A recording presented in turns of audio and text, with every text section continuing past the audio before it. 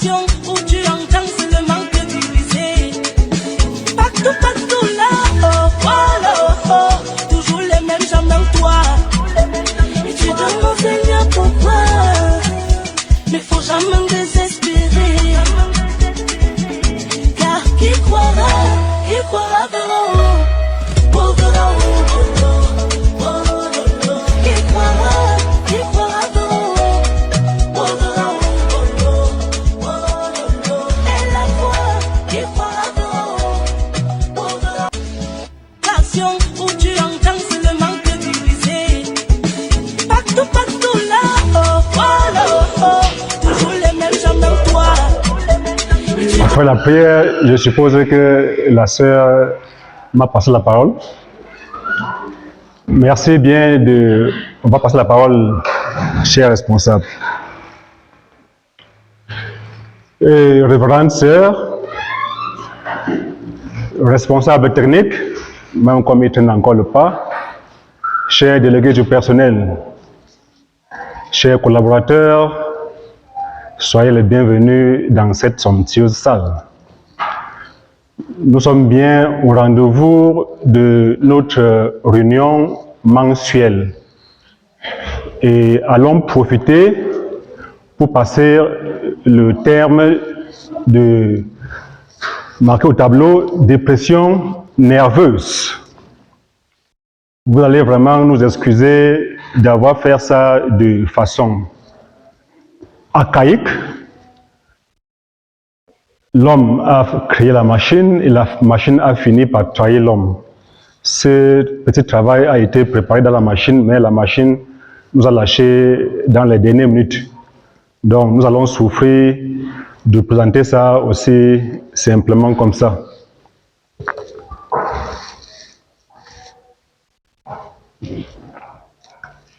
Je vais entrer directement sur notre thème. Pourquoi on n'a pas dit seulement dépression? Nous avons choisi de parler de dépression nerveuse ou bien dépression clinique pour dégager un peu certaines nuances. Parce que quand on parlait de dépression tout court, quelqu'un comme M. Calvin, un économiste, doit penser un peu comme la période de vache maigre. Parce qu'en économie, lorsque les activités sont en bas, on parle de dépression. Dans notre pratique de la médecine, lorsque quelqu'un a les œdèmes par exemple, et puis on appuie l'endroit, ça entre à l'intérieur, on parle également de dépression. Donc nous parlons de dépression nerveuse pour signifier que ça parle d'une dépression du cerveau, du système nerveux.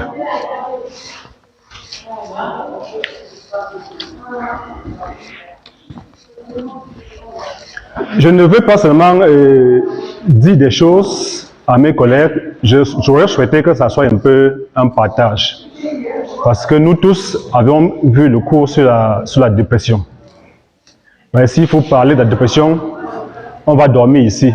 C'est un cours qu'on a fait à l'école en 115 heures. Maintenant, il faut qu'en 30 minutes, on partage rapidement ça et on quitte sur ça. Qui de nous n'a jamais entendu parler de la dépression?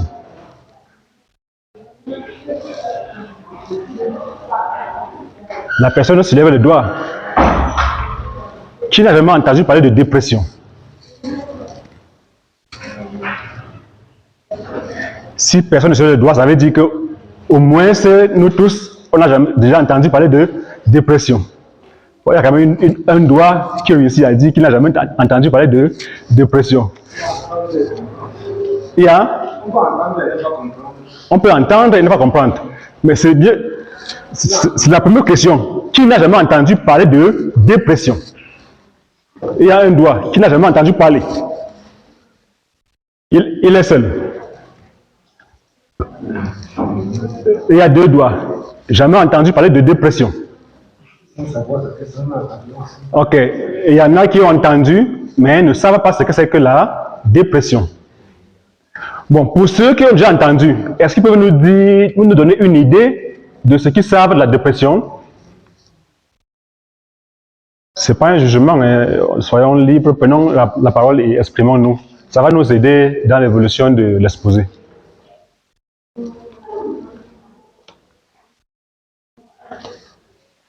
Monsieur Dimitri, dis-nous un mot, non? Bon, je tiens bon. Il est debout. Mhm. Merci. Je pense que la dépression est un problème mental qui se manifeste par un trouble de l'humeur ou bien de tristesse. Trouble de l'humeur, trouble de tristesse, c'est selon ce que lui connaît. Merci, monsieur Dimitri. Que d'autre? Bon, lorsque je vais regarder le mot dépression, Oui, oui. le formel du préfixe est racine pression, Oui. contre-pression. Contre-pression. Là, il y a une pression. Oui. S'il y a dépression, ça fait qu'il y a contre-pression. Je ne vais pas nerveux. Oui, oui. Dans la globalité, la dépression, c'est lorsqu'il y a une action qui va contre la pression. Pression, c'est quelque chose qui va en action. Lorsqu'il y a la dépression, ça veut dire qu'il y a contre-pression. Ok. Quelqu'un d'autre?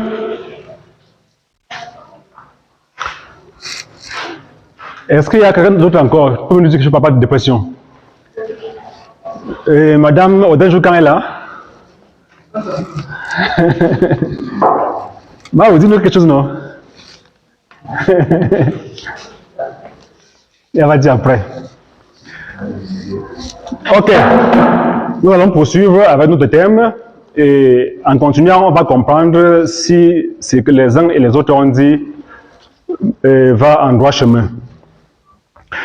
Donc, notre terme, nous allons le diviser en 6 petits points que suit la définition de la dépression, les généralités, les manifestations, les types de dépression, les facteurs prédisposants, la physiopathologie, la prévention et le traitement, pour en finir. Avant de commencer, je voulais rappeler que l'objectif de ce recyclage, au sortir de cette salle, chacun devrait être capable de reconnaître les signes de la dépression, de pouvoir prévenir la dépression et de pouvoir également orienter un malade souffrant de la dépression ou soi-même lorsqu'il a la dépression vers des personnes appropriées.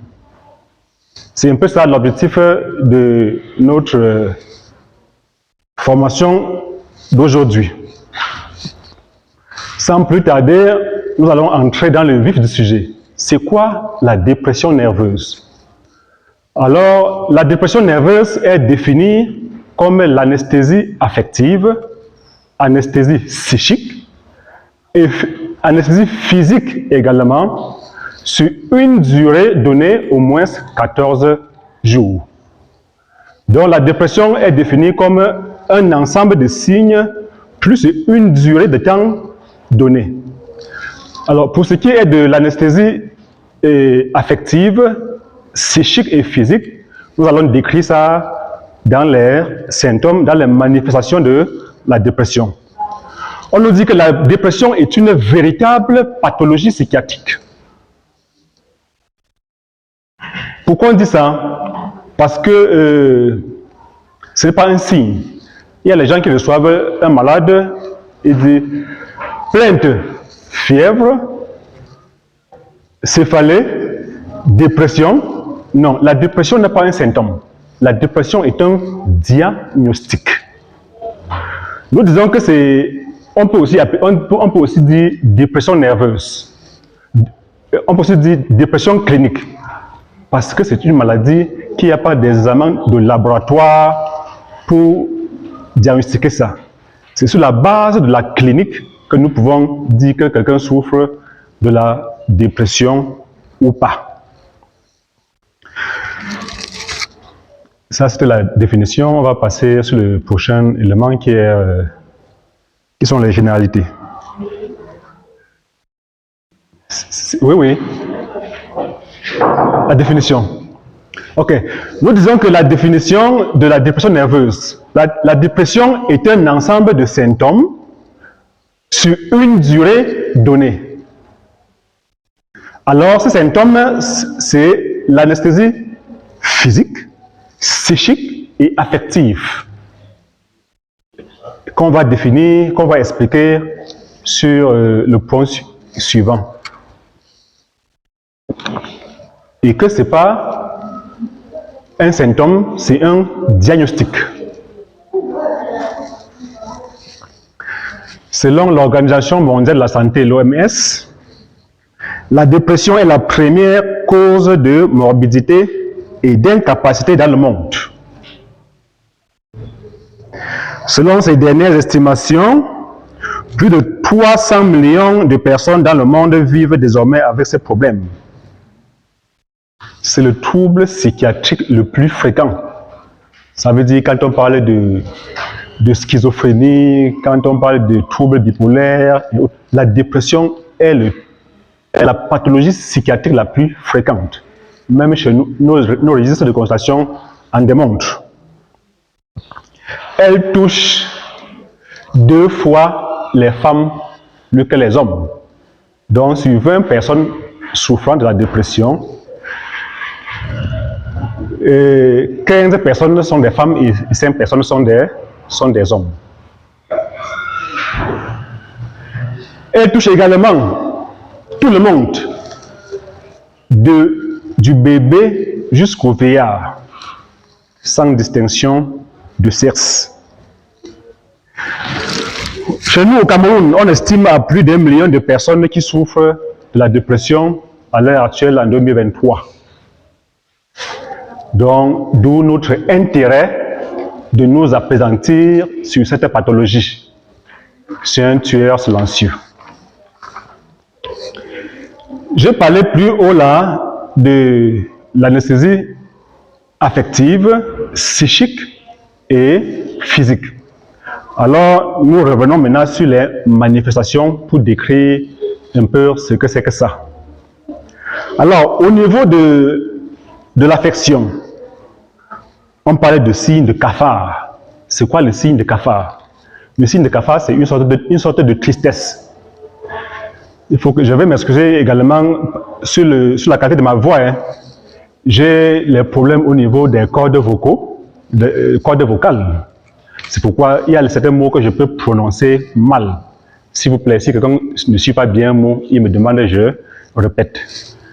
Oui, parce que je reconnais mon caractère de bégayer. Oui, et je m'accepte avec, parce que si je n'accepte pas, je vais déprimer. Voilà. Donc, parlant de l'anesthésie affective, nous avons parlé de signes de cafard. Alors, c'est quoi le signe de cafard? C'est une sorte de tristesse en dents de scie, rythmique. Ça veut dire le matin, moi je suis gai, je suis joyeux, mais à midi, on me voit là, je suis comme une tortue, on parle, je ne réponds plus. Le soir, je redeviens encore. Alors, on parle de signe de cafard. Ça, c'est une sorte de l'anesthésie affective. À côté de ça, nous avons la tristesse permanente. Quelqu'un qui est triste de façon continue. Le matin, à midi, le soir, le lendemain, comme ça, continue pendant 2 semaines. Elle est triste. C'est un signe de dépression. Quelqu'un qui a les envies incontrôlables et fréquentes de pleurer.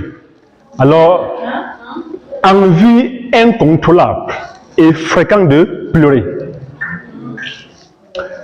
Elle veut t'expliquer quelque chose. Docteur, tu vois ça? L'autre jour, mon mari voulait... Ça ne dépend pas de cette personne. Les pleurs viennent seuls. Envie fréquente et incontrôlable de pleurer, c'est un signe de la dépression. Quelqu'un qui est irrité, tu lui parles à basse voix, elle répond à haute voix. Tu lui parles d'une chose amusante, il se fâche. C'est également un signe de dépression. Perte totale d'intérêt pour les activités ordinairement agréables. Donc, les activités qui ordinairement lui produisent souvent le plaisir. Quand tu parles de ça aujourd'hui, il est énervé. Ça va me servir à quoi? Allons au club dancing, tourner un peu. Ah, c'est quoi? Et pourtant, avant, quand on parlait de ça, c'était le premier à courir pour dire allons. Donc, quelqu'un qui avait les envies à faire certaines choses et après ces envies-là quitte, c'est également un signe de dépression. Alors, tout ce que je viens de décrire là, c'est ce qu'on appelle anesthésie affective. Parlons maintenant de l'anesthésie psychique, la pensée. Ça se caractérise comment? Baisse de l'estime de soi. Alors, la personne se considère comme un sous-homme. Nous sommes en train de discuter d'un sujet comme ça. Moi, il dit que Pythagore a dit ceci. Même comme j'ai dit faux. Lui, il a dit, Pythagore a dit A plus B au carré. Il a dit vrai. Or, comme j'ai dit autre chose, il a foi en moi plus que lui-même. Comme c'est lui qui a dit là, ça veut dire que c'est vrai. Baisse l'estime de soi. Sentiment de culpabilité. Sentiment de culpabilité, ça veut dire que la personne passe le temps à s'accuser lui-même. Il se prend comme problème. C'est moi qui ai le problème de la chose-ci. Si je n'avais pas fait ça, c'est que les choses iront bien. Il s'accuse au point de se chercher la mort. Au point de se chercher à se faire mal. Autre point, anxiété ou inquiétude excessive. Inquiétude excessive. Pour quelque chose qu'il faut s'inquiéter d'une façon légère, elle s'inquiète de façon exponentielle. Donc, l'inquiétude disproportionnelle par rapport au problème. Il a juste un petit bouton sur la main. Ça, c'est le cancer qui vient comme ça. Oui. Il prend la chose très grande comme ça. Il commence à craindre. Il ne dort plus. Perte de mémoire. La perte de mémoire peut être les oublis. La perte de mémoire peut être le manque de conservation des informations. Dès qu'on parle comme ça, là, ça passe comme la lettre à la poste. Parce que la mémoire nous permet de conserver les informations. Quand elle ne conserve plus, c'est un problème. Incapacité à prendre les décisions. Pensée morbide, encore appelée idée noire. Idée noire. Tout ce qui pense, c'est la mort. Tout ce qui lui vient de la tête, c'est la mort. Si je mourais, ça devait être la solution à cette chose. Donc, tout pour lui, la solution de tous ces problèmes, c'est la mort. Donc, le suicide, c'est la pratique régulière des déprimés. Parce qu'ils ont les idées noires. Ça, c'est ce qu'on appelle anesthésie psychique. Maintenant, on va voir sur le plan physique. C'est quoi donc l'anesthésie physique? On parle de ralentissement des gestes au quotidien. La personne qui a l'habitude de marcher lui bien fort là, après, pour marcher là, il perd le temps. Il marche doucement. Donne-moi le bic là. Il prend le temps pour prendre le bic. Il prend le temps pour vous donner. Il n'est plus vif dans ses actions. Voilà. On parle de ralentissement des gestes. La perte de l'appétit. La personne ne mange plus normalement. L'eau de frapper, c'est 2 bouts de couscous. Il tape plutôt demi-boule. Parfois même, ils refusent. C'est un signe physique de la dépression. Sommeil perturbé. Insomnie, ne dort plus bien, voire même ne dort même plus du tout. Troubles digestifs et maux de ventre. Chez certaines personnes, la dépression se manifeste par le mal de ventre. Un mal de ventre, qu'on fait l'échographie, on ne voit rien. Un mal de ventre, qu'on fait la radio, on ne voit rien. Et pourtant, c'est un signe de la dépression. Les maux de tête. La diminution du désir sexuel. Plus d'envie. C'est également un signe physique de la dépression. Douleur diffuse. Donc, il a mal au corps partout. Plus accentué au niveau du dos. Douleur du dos, douleur diffuse, douleur du corps général. Pour dire, la douleur est également un signe physique de la dépression. Donc, voici ainsi décrit un peu les signes de la dépression sur le plan physique, sur le plan psychique et sur le plan affectif. Au vu du volume de ce signe-ci, l'OMS, pour rendre universel le diagnostic de la dépression, ça veut dire comment le personnel médical peut parler le même langage sur la dépression. Comment quelqu'un qui travaille au Gabon, quelqu'un qui travaille au Tchad, quelqu'un qui travaille en France peut diagnostiquer la dépression de la même chose. Alors, il a laissé ce qu'on appelle psychique, physique et affectif de la côté. Il a classé ces symptômes-là en deux grands groupes. Il a pris groupe A, élément phare, groupe B comme autre élément. Dans le groupe A, il a mis tristesse comme élément phare. Il a mis diminution de l'intérêt et du plaisir. Il a mis également la fatigue. Ça, c'est l'OMS. Voilà les trois éléments qu'il a mis pour la dépression. Alors, pour les autres éléments, il a mis la baisse de la concentration, la baisse de l'estime de soi, des idées de culpabilité,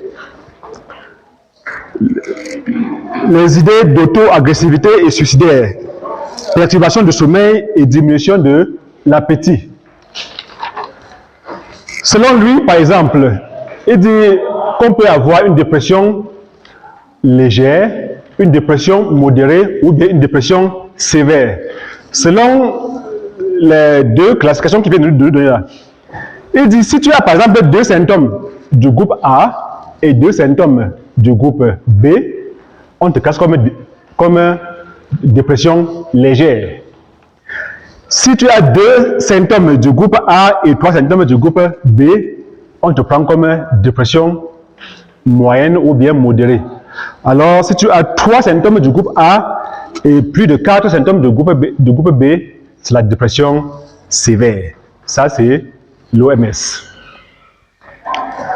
Nous allons également passer sur les causes.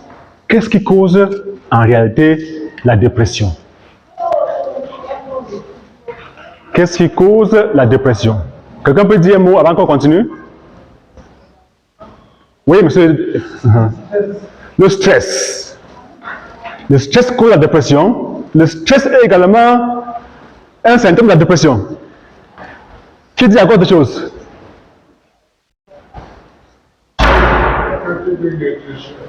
Perte de notre chair. Oui? La pression atmosphérique. Le forage. La déception. Là? Ok. Perte d'emploi. Ok. Nous revenons sur ce que les chercheurs ont dit et on va comprendre ce que nous avons dit. Alors, la dépression est le résultat d'un mélange de différents facteurs facteur génétique, ça veut dire génétique, certaines familles sont beaucoup plus favorables à la dépression que d'autres. Facteurs génétiques. Facteurs environnementaux. En fonction du milieu où nous vivons, le milieu peut favoriser que nous soyons déprimés ou pas. Facteurs sociaux. Les relations que nous entretenons avec X ou Y peuvent également influencer que nous ayons la dépression ou pas. Facteurs psychologiques. Ça peut également influencer que nous avons la dépression ou pas.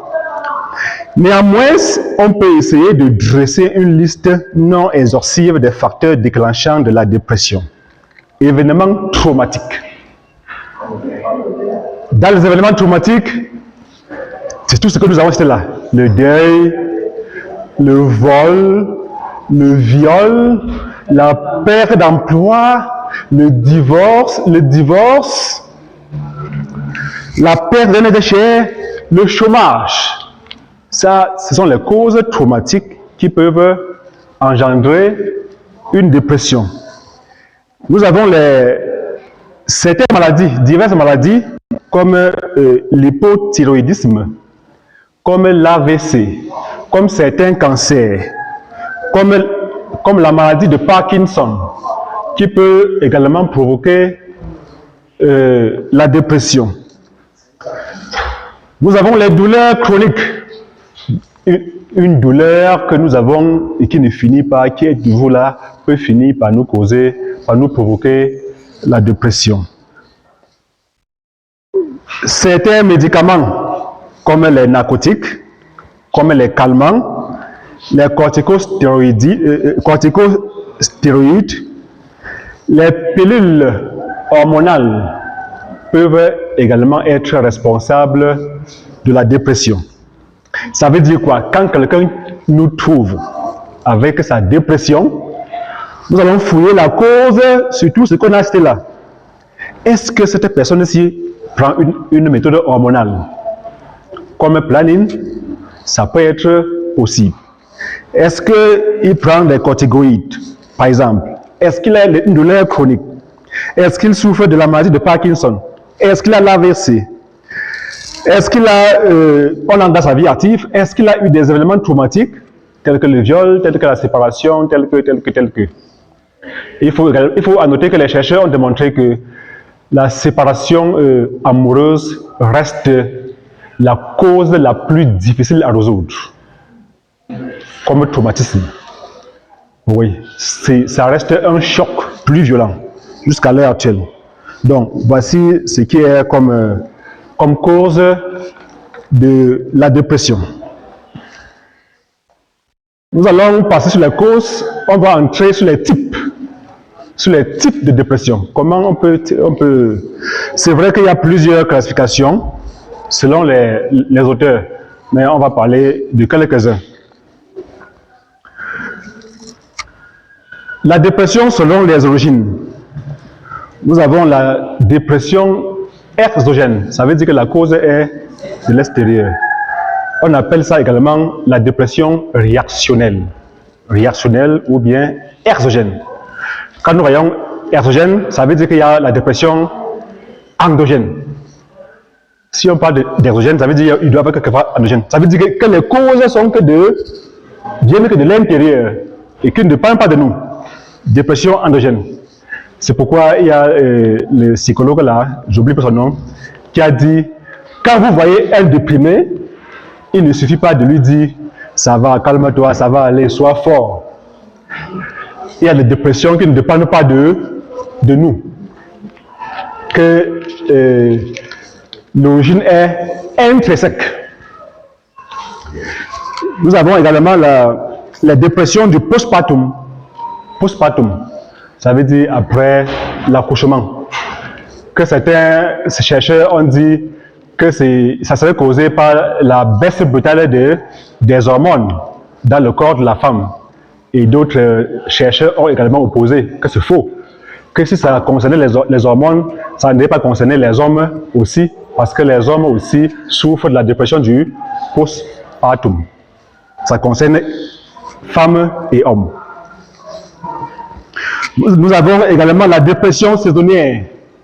Saisonnière, il y en a que pendant la saison sèche, ils souffrent de la dépression. Pendant la saison pluvieuse, il n'y a pas de problème.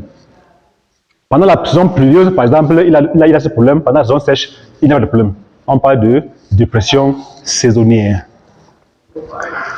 Alors, selon l'intensité, nous pouvons classer la dépression selon l'intensité.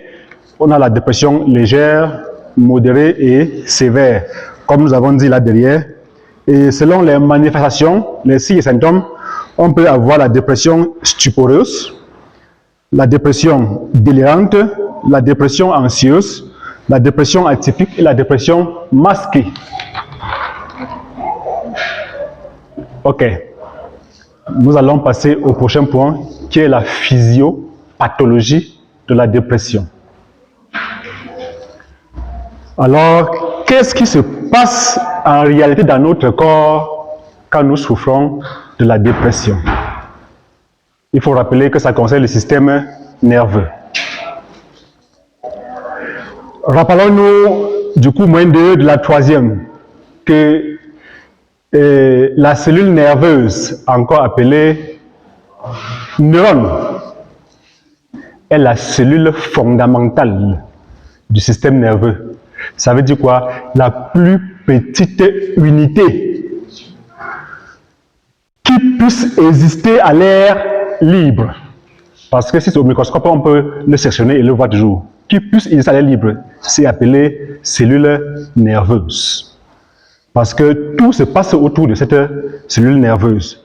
Et notre corps est constitué des milliers de cellules nerveuses qui sont reliées entre eux comme le fil électrique. Comme le fil électrique qui quitte de Yaoundé à Bacham à travers les dominos. Alors, notre système nerveux, les dominos là sont remplacés par les synapses. Comme nous l'avons dit, la cellule nerveuse, elle fonctionne comme nous. Elle respire, elle mange, elle dort aussi. Elle transpire, elle sécrète. Alors, pour le fonctionnement du système nerveux, cette cellule sécrète certaines hormones appelées neurotransmetteurs ou neuromédiateurs. Ça veut dire, quand il sécrète ça, une cellule sécrète ça, c'est pour donner l'information d'une cellule à l'autre et à travers les synapses. Quelques neurotransmetteurs que nous pouvons citer ici, qui concernent beaucoup la dépression, nous avons la dopamine, nous avons la sérotonine, nous avons la noradrénaline. Oui. Nous allons rappeler que la dopamine, lui, il est responsable de l'humeur. Donc, quand nous sommes timides ou pas là, c'est la dopamine qui nous gère. La dopamine également est responsable de la motivation. Quand nous sommes motivés ou démotivés, c'est la dopamine qui nous gère en ce moment. On va également rappeler que la sérotonine, qui est sécrétée, gère notre sommeil. Quand nous dormons ou pas, c'est la sérotonine qui gère notre sommeil. Ça gère l'appétit, ça gère aussi l'humeur. La noradrénaline, on va revenir sur ses fonctions. La noradrénaline gère aussi le sommeil, mais ça gère notre attention. Quand on dit, regardez le tableau, qu'est-ce qui est écrit? Les autres vont regarder sans voir, ou bien parce qu'ils sont peu attentionnés, parce qu'ils ont un problème de la noradrénaline. Alors, quand ces cellules ne sécrètent plus normalement ces neuromédiateurs, quand le niveau descend jusqu'à atteindre un certain seuil, alors les manifestations que nous vivons sont les manifestations de la dépression. C'est pourquoi nous avons dit, c'est pourquoi les auteurs ont dit que la dépression est une maladie chronique. Chronique au même titre que l'hypertension artérielle, chronique au même titre que le diabète. Parce que c'est lié à une sécrétion d'une substance dans notre corps. Ce n'est pas seulement le fait extérieur, quand on a eu le deuil, c'est pas seulement le fait extérieur qu'on nous a volé, mais ça joue sur la sécrétion des substances dans notre corps. Donc, le simple fait de dire à une personne malade que ça va aller, ne résout pas le problème de la dépression parce qu'il y a des sécrétions hormonales qui entrent en jeu. Oui. Et connaissant le caractère difficile de la restitution des cellules nerveuses, parce qu'au cours même on nous a dit que la cellule nerveuse ne se régénère. Alors, tout problème qui concerne la cellule nerveuse doit être pris en charge à long terme, à long cours. C'est pourquoi les gens qui ont les mains sur le traitement vont dire mais mon traitement va finir que quand? Depuis que je prends, alors quand ils essaient de lâcher, ils tombent pour revenir le lendemain. Donc, c'est un peu ça la physiopathologie de la dépression. On va passer au point suivant qui est la prévention. Comment prévenir la dépression? C'est le plus bon chapitre de ça. Parce que notre intérêt, c'est de pouvoir le prévenir. Comment prévenir la dépression? Quelqu'un peut dire quelque chose?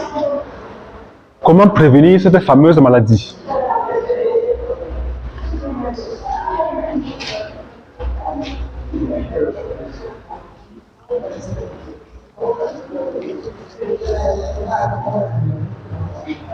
Comment Mao? Ne pas s'énerver de temps en temps. Éviter le stress. Oui. Quoi d'autre? Éviter les drogues. Éviter les... Oui. Quoi de plus?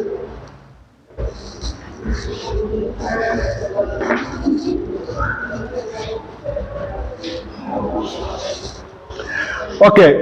Éviter la dépression revient à pratiquer ce que nous allons appeler hygiène mentale.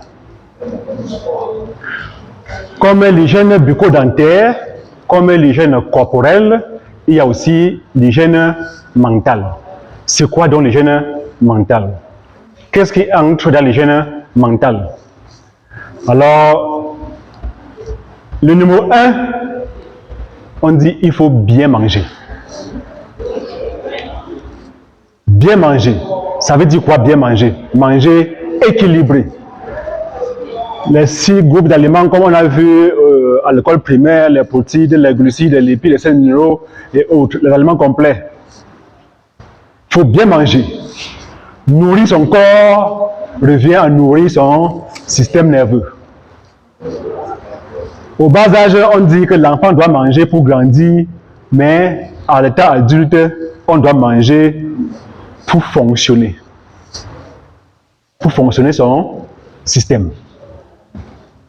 Notre système nerveux a besoin du glucose. Il a besoin, pour fonctionner, besoin de glucose. Il a besoin de l'oxygène. Il a besoin des protéines. Il a besoin de ces minéraux. Besoin de vitamines. Besoin de l'eau. C'est le premier élément qui entre dans l'hygiène mentale.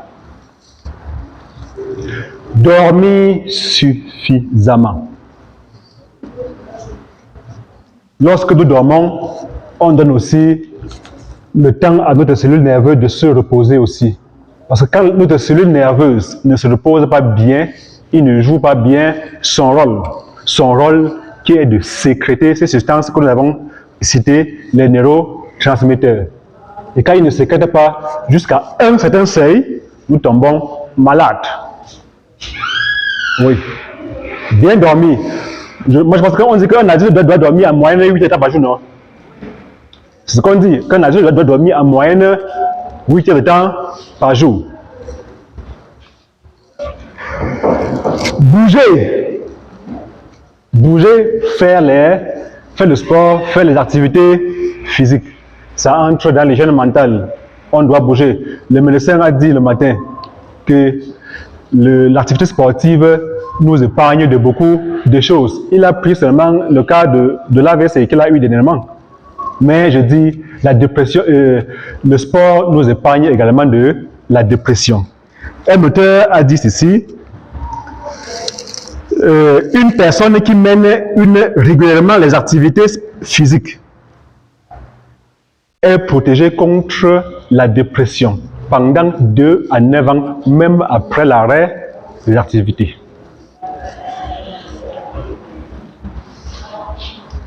Vous comprenez donc l'importance du sport.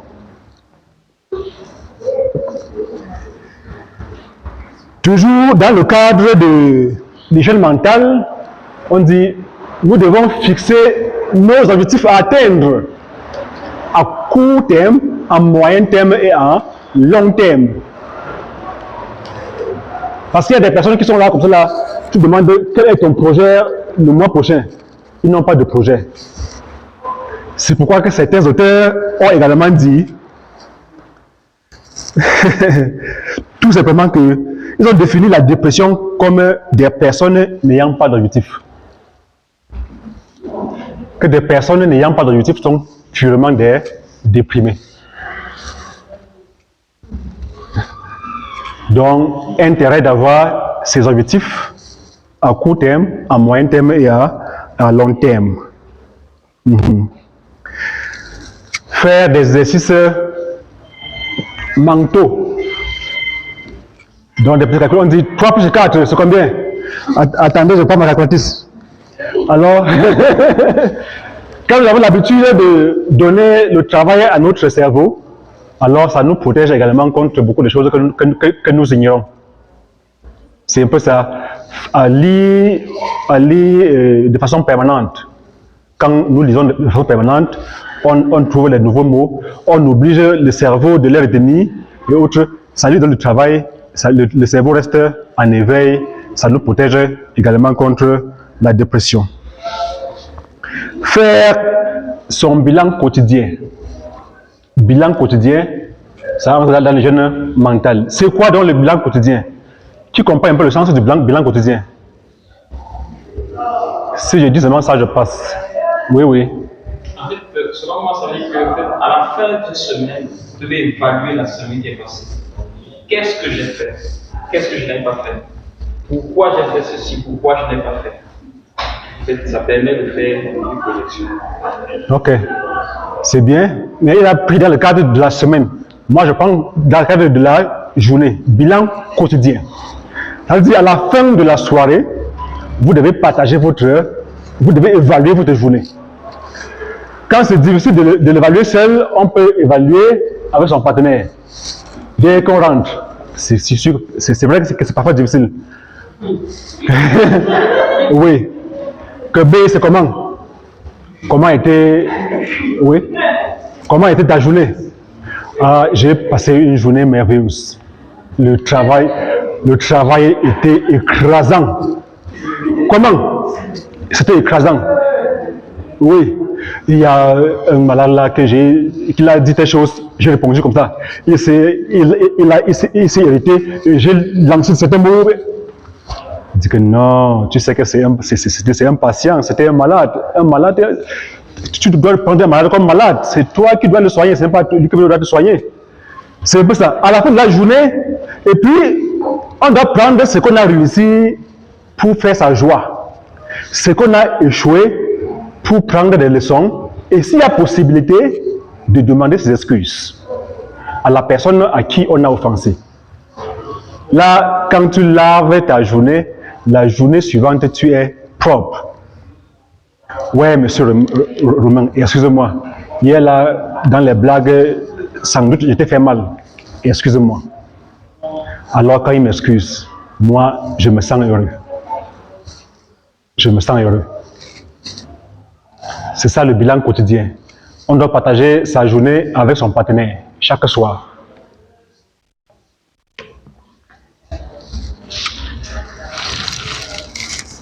Avoir des pensées positives. C'est quoi les pensées positives? Parce qu'il y a des gens qui restent comme ça là. ils pensent que de façon négative. Je veux leur montrer. Quand tu dis je vais leur montrer, tu cultives en toi des réactions négatives. Alors, tu peux choisir. Au lieu de dire que je vais leur montrer, ils vont me voir, ils vont me sentir.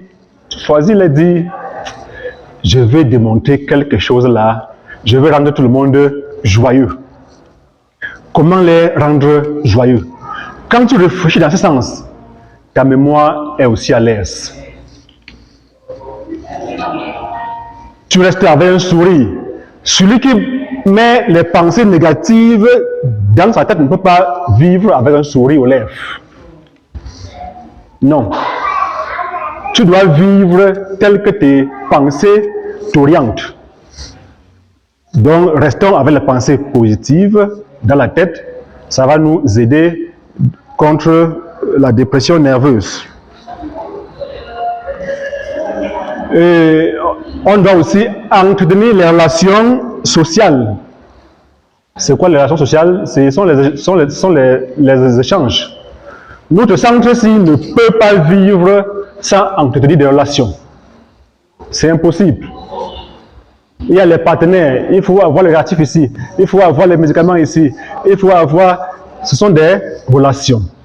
Combien de fois l'individu doit avoir des relations avec les autres pour être en bon état psychique et physique. Ça, c'était la prévention de la dépression pour ce qui est de l'hygiène mentale. Alors, prévenir la dépression revient également à rencontrer un personnel de la santé mentale au moins une fois tous les 6 mois pour partager ses difficultés et les dissiper. Pour dire, oui, vous avez fait votre bilan quotidien pendant un certain temps, vous avez accumulé un certain nombre de choses, vous partez maintenant voir un spécialiste. Pas parce que vous êtes malade, pour partager votre vie. Partager votre vie. Alors, après cet échange, ça vous soulage, mais vous ne connaissez pas.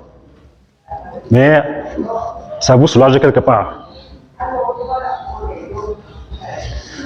On dit généralement que lorsque vous êtes assis là, si je prends le balai ici et j'enlève une brindille, je soulève comme ça, personne ne doit voir ce qui est sur ma main. Vrai ou faux? Et ici, les endroits qu'on n'a pas bien compris.